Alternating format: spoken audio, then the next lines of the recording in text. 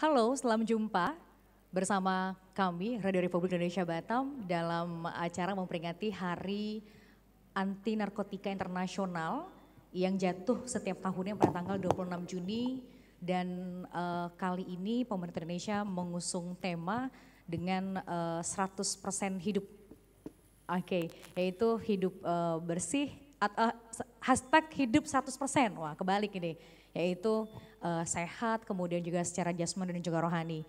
Nah dari Batam sendiri, tema dialog kami di pagi hari ini, tema dialog kita yakni mengenai tentang mempersiapkan generasi anti narkoba di mana pada tahun 2045 akan datang ketika Indonesia genap berusia 100 tahun menjadi generasi emas itu penting. Meskipun di tengah pandemi COVID-19 dan di tahun 2020 ini tidak menyurutkan langkah pemerintah dan juga seluruh warga negara untuk mempersiapkan generasi emas tersebut. Nah, pendengar, dalam HANI 2020 ini kami memiliki 3 orang narasumber yang berkompeten di bidangnya dan 3 orang narasumber kami ini yang menerima penghargaan dari BNN Kepulauan Riau.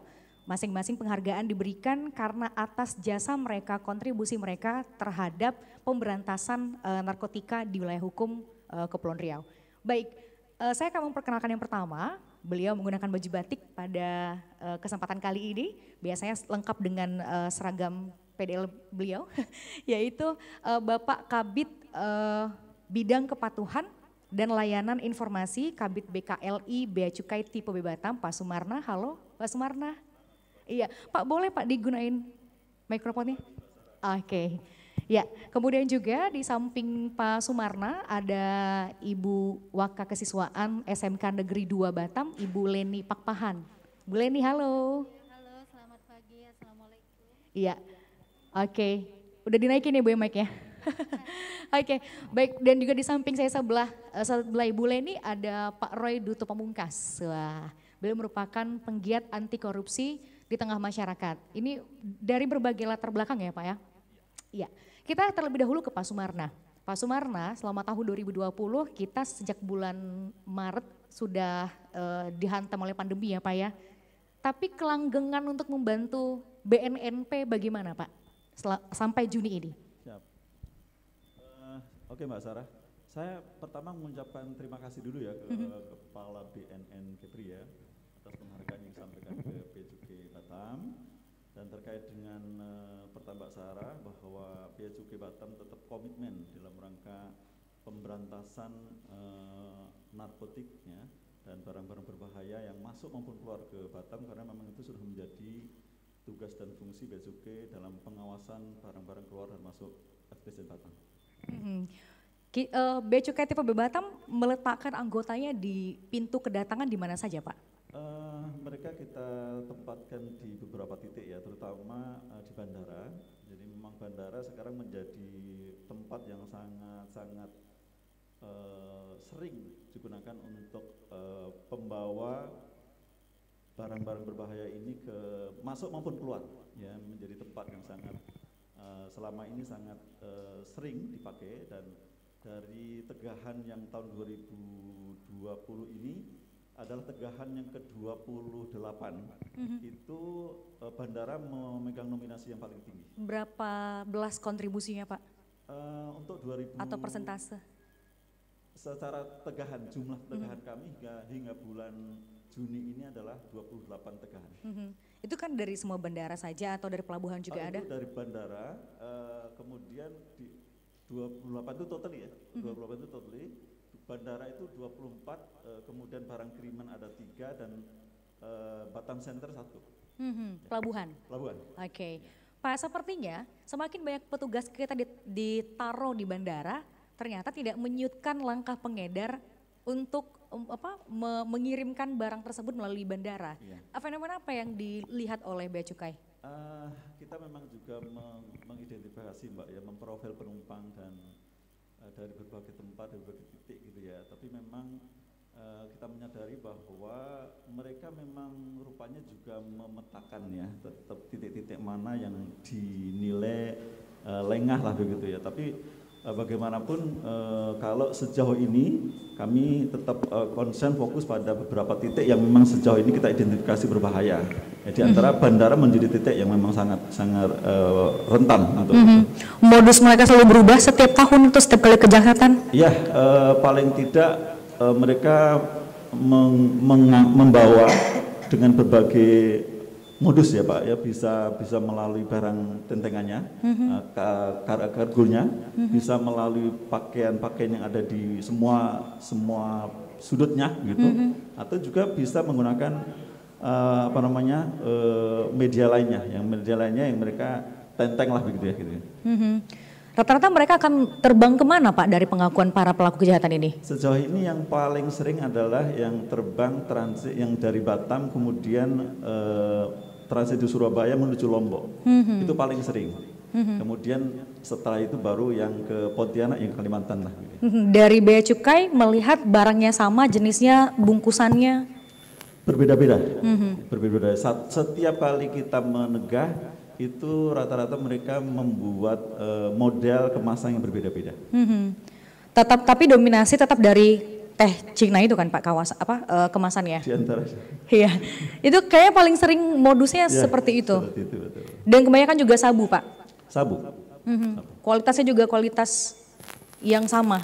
Sama, kurang lebih sama. Oke, Pak, melihat fenomena tersebut, apa tindakan dari Bea Cukai? Apakah tetap dengan jumlah personil yang sama atau pengetatan yang seperti apa? Kita sebenarnya lebih harus intens pada sistem profiling penumpang. Kalau meletakkan orang di bandara itu memang penting ya, tapi berapapun banyak, ya kan bandara itu pintunya ya itu pintu masuk, ya dan itu memang pintu masuk bandara itu pintu keluar ke wilayah lain sebenarnya gitu lah. Di situ kan penempatannya kita memang sinergi dengan AFSEC ya gitu, dan kita mengamati langsung barang-barang yang memang dibawa oleh para penumpang itu, dan kalau kita menempatkan sejumlah orang dalam jumlah lebih banyak juga nggak efektif, tapi yang paling efektif adalah kita soal profiling penumpang. Itu kita akan mendapati setelah kita memprofil data penumpang, baru kita memprofil langsung muka dan tingkah laku penumpang, itu lebih efektif daripada kita hanya soal penempatan jumlah pegawai. Oke, Pak, pelaku berusia produktif sebagai seorang kurir? Rata-rata pelaku usaha produktif. Dan mereka membawa dari mana Pak? Dari berbagai tempat ya selama ini. Yang kita ketahui memang beberapa dari wilayah Sumatera. Pesisir Sumatera itu memang tempat yang sangat rentan ya untuk peredaran narkotik. Dari Aceh, kemudian dari turun lagi Medan, Palembang, itu rata-rata mereka transit di sini sebentar dan untuk menuju ke tempat-tempat tadi.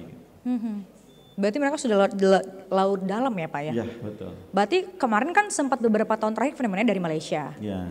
Sekarang mereka sudah berubah polanya, baru dari daerah pesisir baru masuk ke Batam melalui via bandara. Betul. Itulah yang dilihat petanya oleh Bea Cukai. Ya. Oke Pak, ada target dari Bea Cukai sendiri berapa banyak menangkap pelaku kejahatan seperti ini? Kalau berkaca di tahun sebelumnya 2019 kita sudah 79 tegahan ya.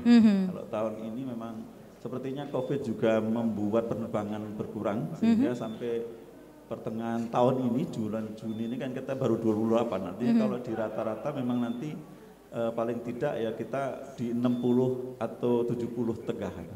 Tapi ini pas fase tatanan kehidupan baru loh Pak, ini kayaknya challenge-nya akan bertubi-tubi nih Pak. Betul, ya kita menyesuaikan. Menyesuaikan ya. Oke, menyesuaikan mulai dari kelengkapan personil. Ya pasti. Pemetaan juga lagi. Yes, profiling terutama. Profiling terutama. Oke baik.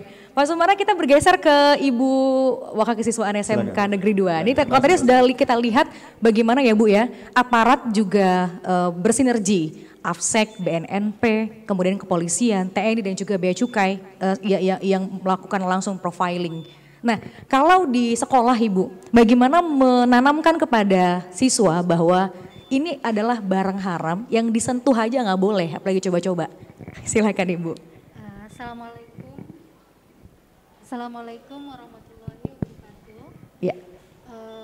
Kalau di sekolah kita buat, saya perbaiki dulu ya. Boleh. Bukan wakakesiswaan, saya PLT wakakesiswaan. Oh PLT wakakesiswaan ya. Silakan Bu Leni. Kita buat peraturan di sekolah, di tata tertib itu ada di poin berapa saya lupa mungkin. Di sana dia itu termasuk poin berat. Nah, apabila anak memakai narkoba, kita kasih poin 200. 200 itu berarti anak disuruh pindah atau berhenti. Ada poin cumulative recordnya ya Bu ya? Kita kasih itu poin yang paling berat. Ya, membunuh, memakai narkoba, itu udah merupakan poin yang paling tinggi.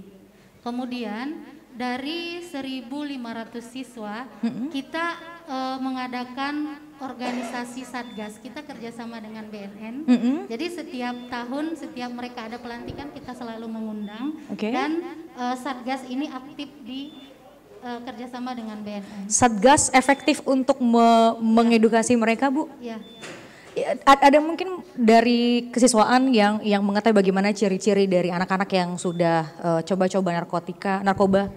Iya, mungkin dari ciri-cirinya kan mata sayu, tapi dari ciri-ciri itu semua kita belum menemukan. Kebetulan belum ada kasus. Kita udah aktif di BNN dari tahun 2015, sebelumnya juga udah ada Satgas, tetapi kita mulai aktif dari tahun 2015. Ada kendala ketika melakukan sosialisasi, Bu? Tidak, karena kita juga kalau misalnya kayak PLS, kita mengundang dari BNN untuk penyuluhan. Kemudian anak Satgas ini aktif di kegiatan kesiswaan. Berapa banyak jumlah siswa di SMK Negeri 2, Bu? 1.500. Satu sampai kelas 3? Dari kelas 10 sampai kelas 12. Tapi kan kelas 12 sekarang udah sudah lulus. Sudah lulus ya. Jadi kita tinggal menunggu siswa baru. Apakah dalam masa orientasi nanti juga diberikan edukasi terkait dengan? Iya, saya terima info dari kepala sekolah, kita akan kerjasama dengan RRI nanti PLS. Mungkin siswanya yang aktif di Satgas kita akan kasih kesempatan untuk mendampingi kesiswaan di RRI. Mungkin salah satunya dia akan memaparkan tentang kegiatan Satgas anti narkoba ini. Baik. Berarti dalam artian bahwa belajar di RRI ya kalau tidak salah nanti ya. Akan ada kerjasama dengan SMK Negeri 2. Baik, kita ke Pak Roy. Nanti sebentar lagi kita juga akan bergabung dengan Kepala BNP Kepulauan Riau Bapak Richard Nainggolan. Kayaknya saya harus bergeser terlebih dahulu, ini mic saya sampai tidak ya? Ke arah sini? Atau saya butuh mic wireless satu? Pak Roy, berbicara soal, Bapak kan sebagai seorang relawan ya Pak ya. Kenapa mau Pak? Kan relawan nggak digaji, nggak ada uangnya, nggak ada profitnya di sana Pak Roy. Kenapa mau Pak Roy? Baik, terima kasih. Sebelumnya saya mengucapkan beribu-ribu terima kasih kepada Kepala BNP. Karena beliau ini baik dari zamannya Pak Nixon sampai sekarang ini memberikan kesempatan sepenuhnya bagi kami. Awalnya saya relawan awalnya. Lantas saya digembleng lagi oleh BNN provinsi maupun BNN pusat menjadi penggiat. Motivasi saya, mengapa saya sering memberikan penyuluhan ke masyarakat, karena mengingat generasi emas ini banyak sekali yang harus kita tolong. Sedangkan pintu utama mereka menggunakan narkoba dari merokok. Makanya saya sering kerjasama dengan pihak-pihak sekolahan. Kita sering memfoto anak-anak yang nongkrong-nongkrong merokok itu, bahkan di luar sepengetahuan BNN kita sering patroli malam. Bapak ada bukan Bapak sendiri atau ada tim kecil yang Bapak ajak untuk melihat anak-anak nongkrong?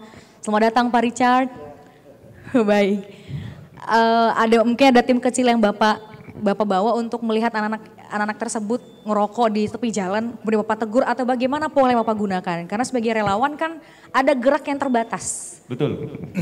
Kami sebagai penggiat otomatis kita selamat datang Pak Richard.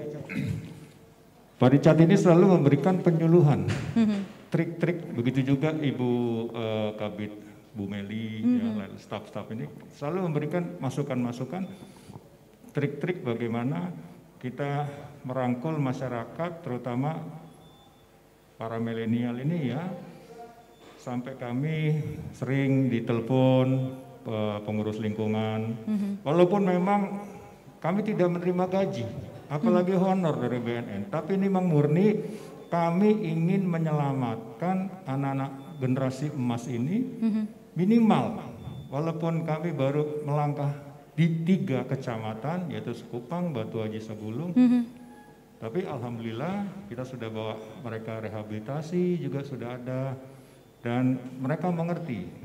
Kebanyakan orang tua tidak mau peduli, tetapi setelah kita memberikan pengertian, ini loh Undang-Undang Nomor 35 tahun 2009, orang tua baru menyadari. Di sini memang banyak, kalau boleh saya mengimbau kepada aparat juga, tolonglah disosialisasikan Undang-Undang Nomor 35 tahun 2009. Itu kuncinya saja.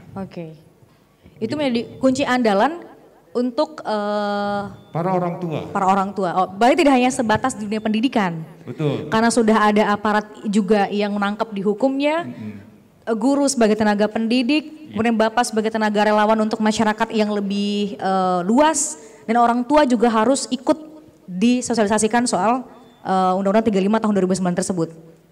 Terutama kalau narkotika masyarakat ngerti. Apa itu sabu, ekstasi. Tapi bahan adiktif ini mereka yang nggak ngerti. Belum banyak yang tahu. Kalau tidak salah, mohon dikoreksi Pak Richard, kalau nggak salah di Indonesia itu sudah ada 80 bahan adiktif yang diakui dan sudah dites oleh laboratorium BNN. Ini yang bahaya. Salah satunya saya menangkap ibu-ibu yang sudah ketagihan bau Pertalite. Nah, Pertalite itu ada bahan adiktifnya kayak lem gitu ya. Itu ada itu. Saya temukan, sering kita temukan. Kadang-kadang ya kita terbentur oleh pengurus lingkungan yang tidak care. Kita ingin mengadakan penyuluhan. Mohon maaf. RT RW ya Pak ya? Betul. Mereka apa kontribusinya kalau mengadakan? Mohon maaf saya terus terang saja. Kalau kontribusinya kita mengadakan dari BNN itu apa? Jadi istilahnya tuh kita tidak mencari uang, ya. Kita juga tidak mengharapkan, cuman berilah kami peluang untuk memberikan sosialisasi narkoba. Tugas berat ini bagi perangkat RT RW ya Pak ya? Ya. Tapi sejauh ini tugas berat itu diemban dengan sangat ringan atau bagaimana Pak? Kita enjoy aja. Bahkan kita tempat titik-titik rawan. Jujur aja, Tanjung Riau itu titik rawan, juga di daerah Sungai Pelunggut, kita koordinasi dengan Polsek, dengan Babinsa, dengan Babin Kaptimas ya, kita mengadakan penyuluhan. Jadi nanti yang pemakai atau pengedar kalau kita masuk ke sana, mereka akan menyingkir masing-masing. Kita alhamdulillah kita sih tetap komunikasi ya, silaturahim baik juga, dan alhamdulillah kita enjoy saja. Baik, satu lagi Pak Roy, ketika menemui kesulitan, keyakinan apa yang Pak gunakan sampai misi ini terlaksana? Kalau sampai detik ini, alhamdulillah kita belum menemukan kesulitan ya. Kesulitannya cuman belum terbuka RT RW, tapi setelah saya dapat arahan dari Bapak Kepala BNN Provinsi, kita ingin mengadakan daerah bersinar, bersih narkoba. Pada waktu itu sempat Pak Richard ini saya dampingin ke salah satu kelurahan di Batu Haji, yaitu Buliang, kita bawa ke sana. Semua RT RW datang, akhirnya mereka mengatakan bagus ini bersinar. Kita akan coba dulu di Kelurahan Buliang, program dari BNP yaitu bersinar bersih narkoba. Insya Allah 2021 lah ya, karena ini ada COVID ya. 2021 kita sudah bisa terlaksana itu. Baik, terima kasih loh Pak Roy. Ini unek-unek dari akar rumput Pak Richard. Baik, kami akan mewawancari Pak Richard. Tadi sudah ada 3 narasumber yang memberikan bagaimana komitmen dan juga kerjasama dengan BNNP. Sebelum Sarah akan combine dengan statement Pak Sumarna, Bu Leni dan juga Pak Roy, Pak, targetnya di tahun 2020 berapa tegahan? Berapa Pak? Tegahan. Tegahan itu apa? Iya, penangkapan kita Pak. Oh tegahan. Tegahan kan versinya bea cukai, ini lupa nih Pak, suka lupa. Oke Pak. Mohon maaf. Soalnya saya belum familiar dengan tegahan. Iya, ya, versi bea cukai namanya tegahan Pak. Jadi penangkapan. Iya, penangkapan versi BNNP. Kalau target kita, kalau target dalam DIPA itu ya 30 kasus. Tapi sampai sekarang saja kita sudah 19 kasus yang kita untuk 2020. Iya. Nah, biasanya setiap tahun kita selalu over target. Tahun 2019 juga demikian. Jadi target kita itu target yang dibiayai oleh negara dalam daftar isian anggaran kegiatan itu DIPA itu sebanyak 25 kasus. Tapi yang kita tangani sebanyak tahun 2019 itu kita menangani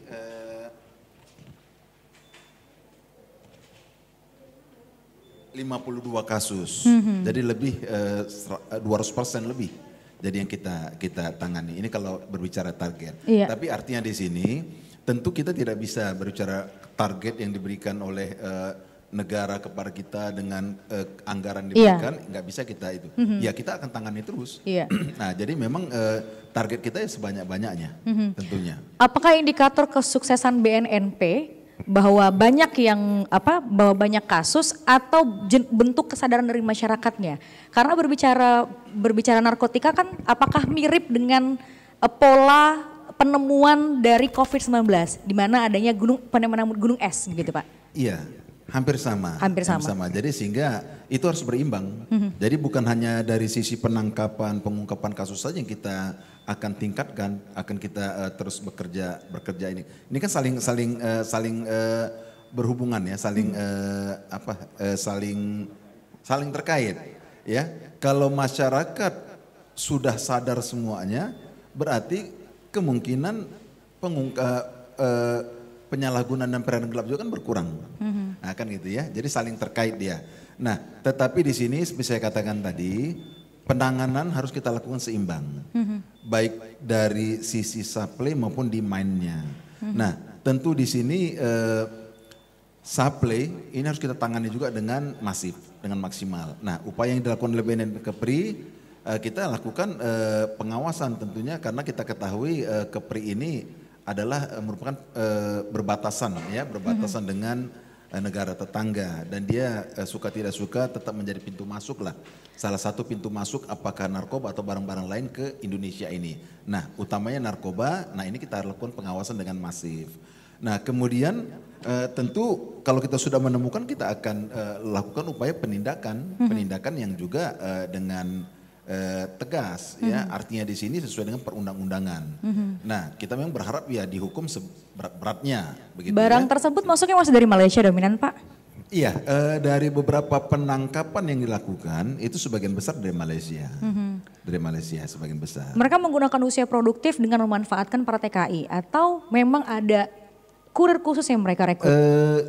Ya ini bervariasi, bervariasi. Ada menggunakan TKI, ada menggunakan kurir khusus, karena ada juga yang penjemput langsung, ada juga yang memang dititipkannya barang, ada juga barang itu dilemparkannya di pantai kemudian sudah ada yang mengambil. Jadi modus tentu saya yakin pelaku kejahatan tidak mungkin akan menggunakan modus yang satu model saja, pasti dia pasti akan berubah-berubah. Rantai terputus itu bagaimana cara BNNP untuk mengidentifikasi menjadi sebuah jaringan besar yang pada akhirnya menuju ke satu orang bandar?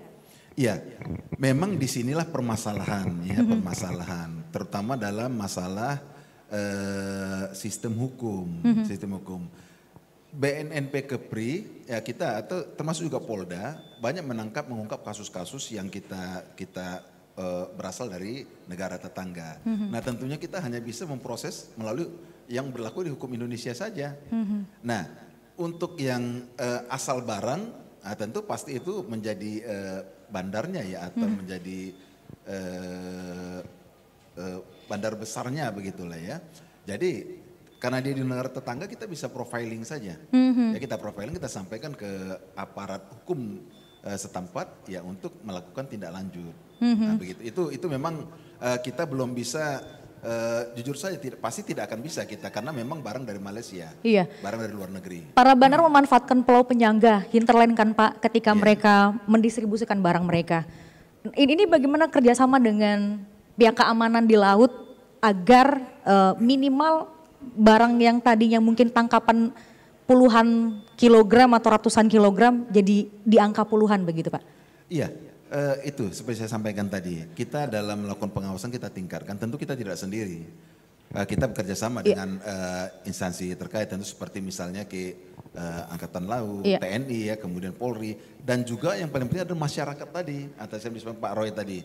Jadi banyak informasi dari masyarakat, karena kita lihat ribuan jalur-jalur tikus jalur-jalur tikus di Kepulauan Riau ini. Nah, pasti tidak akan mungkin aparat keamanan baik itu bea cukai, kepolisian kan di tempat-tempat legal saja. Yang ilegal ini, jalur ilegal ini yang tentunya mereka manfaatkan. Nah, ini yang kita melibatkan masyarakat. Makanya kita terus mengajak masyarakat untuk mau berperan aktif dan termasuk juga seperti tiap tanggal 26 Juni ini pada peringatan hari kita memberikan penghargaan kepada masyarakat yang berperan aktif, baik dari supply tadi maupun dari penanganan di mine-nya juga. Gitu. Nah, pemetaan di wilayah penyangga kan Pak ya, di Pulau Penyangga, itu mana wilayah hinterland yang paling riskan berdasarkan pengamatan BNNP?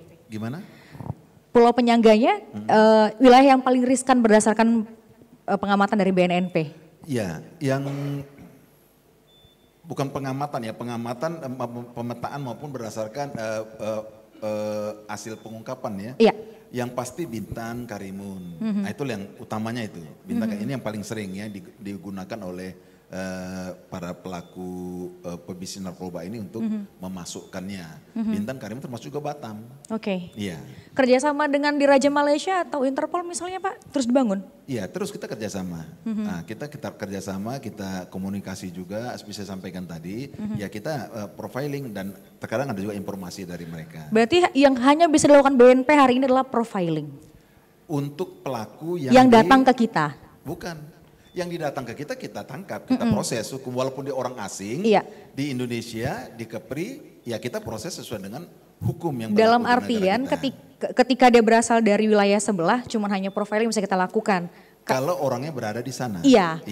Dan itulah info yang kita dapat juga dari polisi sebelah, sampai akhirnya kita melakukan tindakan dan juga kerjasama dengan beberapa komponen dari keamanan ya Pak ya. Baik Pak, harapannya kepada generasi muda hari ini, bersempena dengan Hari Hani ya Pak ya, itu seperti apa Pak? Iya, harapannya kepada generasi muda kita tentunya ya mau menyadari ya seperti tagline Hani kita sekarang ini kan hidup 100%, supaya generasi muda juga menerapkan hidup 100% itu tadi. Jadi hidup 100% agar mereka sadar bahwa lingkungan juga ada ancaman. Jadi sadar juga bahwa dia perlu berbuat sesuatu juga untuk dapat menciptakan hal-hal yang baik. Dan kemudian dia harus sehat. Setelah dia sadar, menyadari tentang ancaman, tentang permasalahan yang harus ditanganinya, untuk mempersiapkan diri juga dia harus sehat. Nah sehat tentunya dia harus mengelola tubuh kan. Mengelola tubuh antara lain juga tidak menggunakan narkoba, tidak menggunakan obat-obat terlarang, tidak terlibat dalam radikalisme dan lain sebagainya, sehingga dia bisa sehat, sehingga nantinya dia produktif. Nah, kalau dia sudah sadar, menyadari tentang situasi internal maupun eksternal, kemudian dia sehat dan dia produktif, nah tentu akan tercapailah kebahagiaan. Berarti ini selama COVID kita juga pakai protokol dasar kesehatan ya Pak ya ketika bertindak? Iya, pasti. Iya, ada dua hal yang kita jaga, selain narkoba juga COVID ya Pak ya. Baik. Ya, terima kasih banyak Pak Richard Nainggolan. Mudah-mudahan apa yang kita sampaikan pada saat ini menjadi inspirasi bagi pendengar kita dan juga penonton kita di RRI Net ya Pak ya. Baik, terima kasih banyak Pak Sumarna, kemudian terima kasih banyak Ibu Leni ya, dan juga terima kasih banyak Pak Roy. Pendengar, demikian dialog interaktif bersama dengan Kepala Badan Narkotika Nasional Provinsi Kepulauan Riau, Bapak Richard Nainggolan, dan juga Bea Cukai TV Batam, Bapak Sumarna, serta dua orang penerima piagam penghargaan dari BNNP Kepri dalam sampena peringatan Hari Anti Narkotika Internasional yang jatuh pada tanggal 26 Juni setiap tahun ya. Mudah-mudahan ini menjadikan inspirasi bagi Anda untuk di rumah dan juga menciptakan Indonesia menuju generasi emas di tahun 2045.